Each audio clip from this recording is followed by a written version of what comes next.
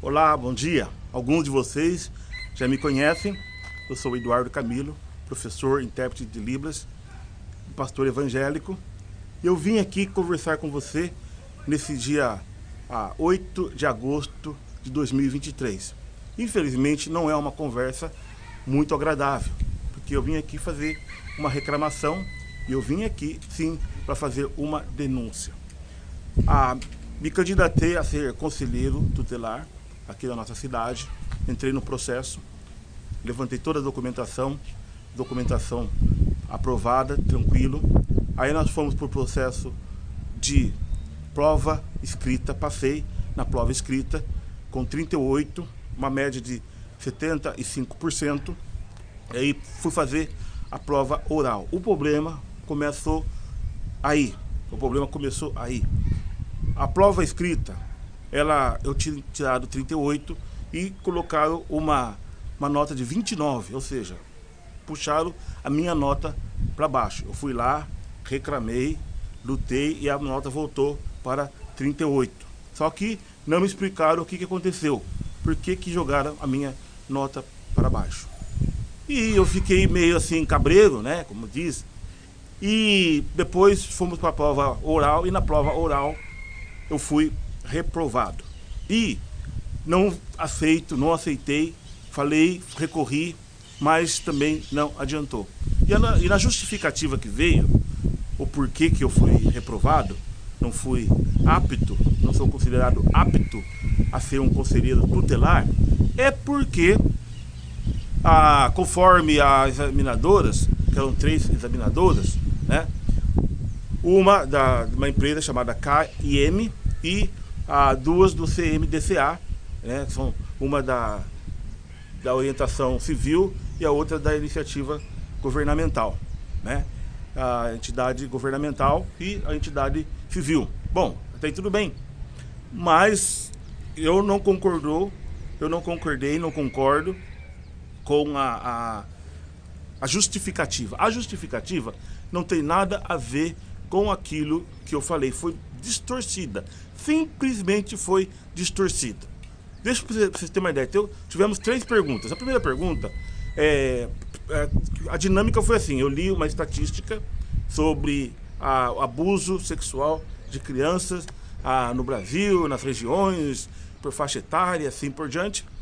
Eu li toda a estatística, aí a primeira pergunta foi: o que o Estado pode fazer para diminuir ou melhorar esse quadro de abuso às crianças e às adolescentes? Quando falou Estado, a primeira coisa que eu fiz, falei, esse Estado, né? Já pensei em Estado, por quê? Eu estava ali nas condições de conselheiro tutelar, não de Estado, não estava representando o Estado. Mesmo assim, eu coloquei a minha resposta dizendo que o Estado deveria implementar mais equipamentos, receita, pessoal, tudo conforme nós temos no ECA, preconizado no ECA, né, que é dever do Estado providenciar aos conselhos, ao fundo do Conselho da Criança, dos adolescentes, enfim. E a segunda pergunta foi o que eu faria. Aí, pelo menos ficou um pouco mais próximo. Mesmo assim que o conselheiro ele não tem as prerrogativas de trazer ou de modificar leis ou mudar processos, a não ser o CONANDA, a não ser a Câmara do Senado, ou os deputados, mas o conselheiro ele só cumpre aquilo que está nas leis já que foram decretadas. Isso todos nós sabemos. A terceira pergunta foi a seguinte: se você receber uma denúncia de suspeita de uma criança de 6 anos que está sendo abusada ou que foi estuprada, o que você faria? E eu usei, claro, as leis que eu conheço, tanto a Lei 10.012, a Lei 12.022, a Lei 8.069, que é o próprio ECA, a Lei 12.257, que é a lei da infância, né? Enfim, eu fui aplicando ali as leis.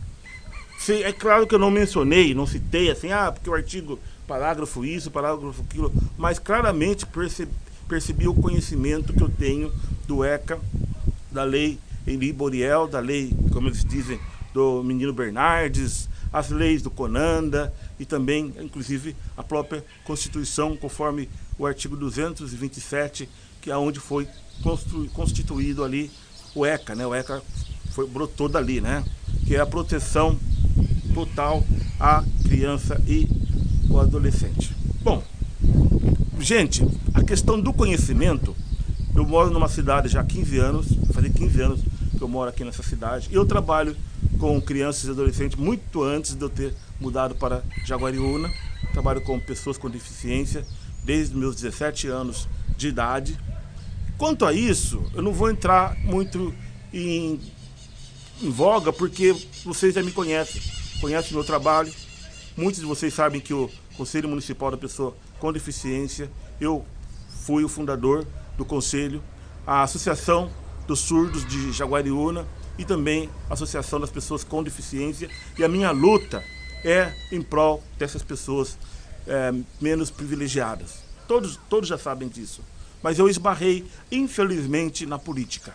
Porque a justificativa que me veio, inclusive essa pessoa é uma consultora do Conanda, né? Uma pessoa até que, vamos dizer assim, deveria ser fora da política, mas a avaliação que ela fez, inclusive a justificativa totalmente carregada de viés político e distorcida, totalmente distorcida dentro daquilo que eu falei. Só para vocês terem uma ideia, a resposta que ela disse que eu falei, ela está engajada, ela foi dada dentro da segunda pergunta, que é o que eu faria se eu fosse do governo, se eu fosse do Estado. Aí eu dei uma resposta, eu faria sim, mas é hipotética, até porque eu não estava ali representando o Estado. E essa pergunta, é claro, essa pergunta ela está totalmente fora dentro do escopo do exame. Está fora essa pergunta, mas com educação, mesmo assim, eu respondi. Inclusive, na justificativa, ela nem cita essas duas perguntas, ela vai para a terceira e ela pega a resposta que foi dada na segunda pergunta, que é o que eu faria para diminuir, para dirimir, para resolver a questão do assédio, do estupro, da violência sexual da criança e do adolescente, e ela colocou essa resposta na terceira. A resposta ela colocou na terceira e ficou muito confusa. Ela ficou muito confusa, ficou fora de contexto. Se você ler, você nem vai conseguir entender. Para começar, a justificativa ela veio sem as perguntas. Ela veio sem as perguntas. Então, como é que você lê só uma resposta que você não sabe o que foi perguntado? Se você não tem um pano de fundo, se você não tem ali o contexto, o que ele falou? Inclusive, senti-me ofendido porque esse não é o meu pensamento, esse não é o meu perfil, esse não é o meu caráter. A resposta totalmente distorcida, totalmente descontextualizada, e por isso estou, sim, recorrendo ao Ministério Público, estou recorrendo à Câmara dos Vereadores, estou recorrendo judicialmente, porque é o direito meu. Inclusive, essa noite eu fiquei pensando assim, como que uma pessoa consegue distorcer tanto? Gente, conhecer a lei, não que eu conheça 100%, não sou o Mr. Magoo, não sou o cara entendido, mas 4 não é a minha nota. 4 não é a minha nota. Eu tirei 75 na prova escrita, 75. Passei até por muitas pessoas. Teve gente que tirou, por exemplo, eu tirei 38 na pontuação. Teve gente que tirou 25, 26 e foi aprovado na prova oral. Quer dizer, eu não entendo de lei, né? Eu tiro 38, eu não entendo de lei. A pessoa que tira 25, ela entende de lei mais do que eu.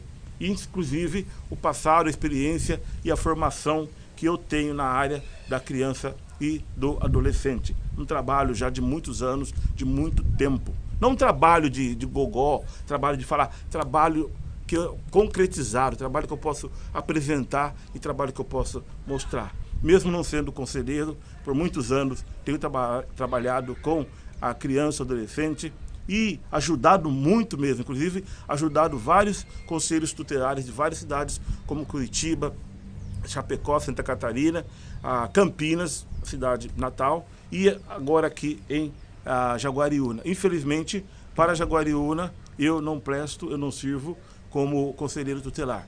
Bom, ser um conselheiro tutelar, deixa eu falar uma coisa para vocês, não vai impedir que eu continue a minha luta de trabalhar pela criança, pelo adolescente e também com as pessoas com deficiência. O que machuca, o que dói, é uma pessoa ficar com você por 10 minutos e ela já trazer ali um perfil que não é o meu perfil, que não é o meu caráter, que não é o meu traço. Inclusive, chega a ser ofensivo.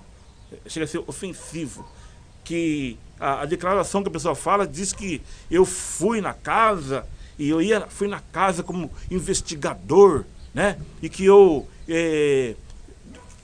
ia olhar o jeito que a criança que foi estuprada estava, com que roupa que ela estava vestida. Ela descontextualizou, porque essa resposta ela estava na segunda pergunta, quando eu falei que a iniciativa pública ela deveria dar cursos para os pais, para que os pais pudessem orientar as suas filhas da maneira de se comportar, não conversar com estranhos, não aceitar bala, não aceitar presente de pessoas desconhecidas, que isso que nós aprendemos dentro da nossa casa. Aí eu citei o exemplo de quando eu era pequena, minha mãe sempre falava, não conversa com estranho, não pega a bala de fulano, senta direito, conversa direito, né? Regras, inclusive eu citei mesmo, nós que somos um pouco mais antigos, nossos pais falavam assim, o homem não entra no quarto da mulher, a mulher não entra no quarto do homem. Tudo isso, gente, numa questão de estupro, numa questão de assédio sexual, ajuda a evitar. Tudo isso, sem dúvida, ajuda a evitar. Eu, como pastor, deixa eu dar um exemplo aqui.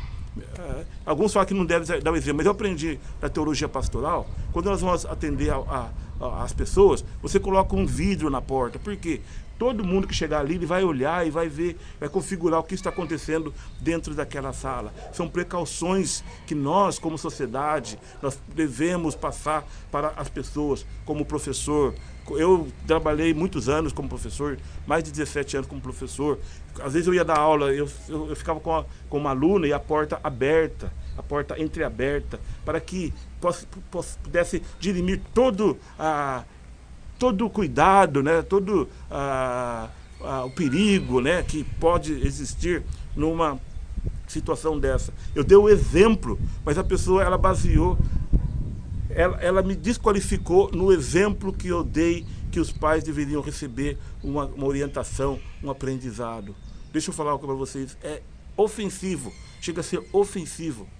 Não discrimino, não vou diminuir a criança, não vou achar que o estuprador está certo, e pelo contrário, a sugestão que eu disse, o ECA me defende, o Estatuto da Criança e do Adolescente, ele me defende porque eu falei, inclusive, assim, se for uma coisa que aconteceu no final de semana, inclusive eu falei o dia, aconteceu sexta-feira à tarde, eu tenho o Poder Judiciário, às vezes a delegacia está fechada, às vezes eu entro em contato com outro conselheiro, ele não consegue me atender e eu tenho que tomar a decisão, está sobre mim, não está sobre o guarda, não está sobre ninguém que está me acompanhando, está comigo a decisão. Eu falei assim, e a decisão mais certa, dentro daquele clima, onde é que há uma contenda ali, há uma confusão ali, eu falei assim, é melhor tirar a criança daquele local, porque eu não posso tirar o acusado, porque eu não tenho nenhum elemento jurídico que comprova.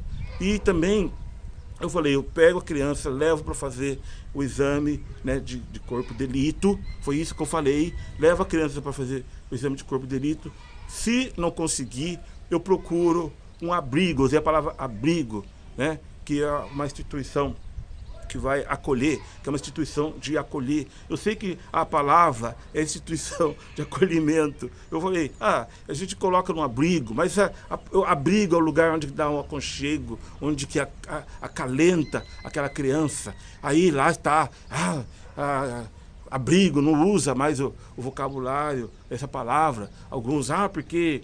Gente, eu falei que ia levar aquela criança num local onde ela ia ficar segura, ia ligar para uma casa ou um abrigo, para que aquela criança pudesse ficar até que os órgãos judiciais, os órgãos públicos estivessem funcionando para levar aquela criança e dar o prosseguimento conforme preconiza o ECA, que é o corpo de delito, e também, se caso realmente for comprovado, aí entra o Poder Judiciário, que vai resolver o que vai fazer, inclusive podendo afastar o agressor daquela casa, perto da criança, de onde quer que seja. Eu conheço profundamente o ECA, eu sei como que funciona, mas que na verdade, o que infelizmente, eu vou falar para vocês, muitos conselheiros, eles se esquivam, eles saem fora da sua responsabilidade, que é salvar a criança.